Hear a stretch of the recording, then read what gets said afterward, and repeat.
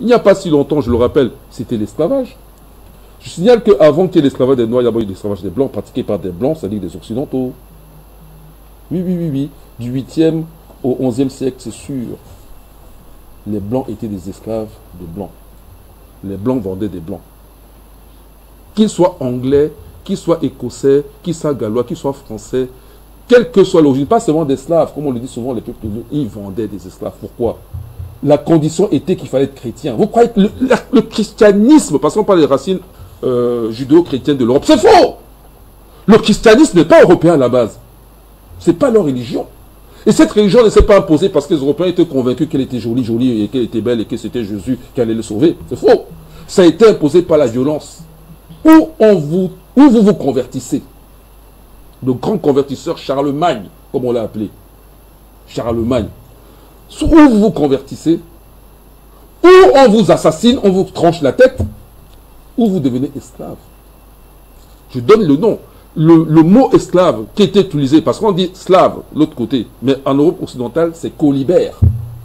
Tout le monde peut vérifier colibère. Oui, c'est vrai. C-O-L-I-B-R-T. D'où le nom de Colbert. Le monsieur qui a pondu le code noir, Colbert. Oui. Lui, il a été descendant d'esclaves, puisque Colbert vient de Colibert. C'est-à-dire que son nom signifie que parmi ses ancêtres, il y avait des esclaves. Oui. Et c'est ce même esclavage qui fait l'essentiel de la population blanche en Afrique du Nord. Ceux qui sont encore blancs, certains là, bon, même s'ils sont africains, mais bon, qui de temps en temps ne veulent pas être assimilés à des noirs. Alors que le vrai nord-africain a du sang noir obligatoirement. Donc ceux qui sont blancs, soit ils sont descendants de colons, parce qu'il y a eu les Espagnols, il y a eu les Français, il y a eu les Anglais, il y a eu les Italiens, il y a eu tous ces gens, et les Turcs, n'oublie pas, qui ont leurs descendants, tout le monde n'est pas parti.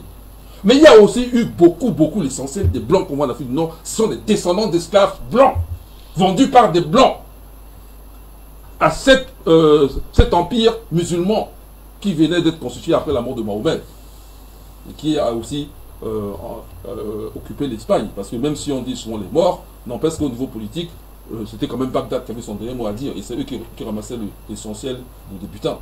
Voilà. Donc il y a eu ça. Je vous dirais même, c'est important de... J'ai qualifié l'Europe là. Ça c'est des choses qu'on ignore. Et ça c'est l'historiographie européenne fait tout pour que ces faits ne soient pas connus.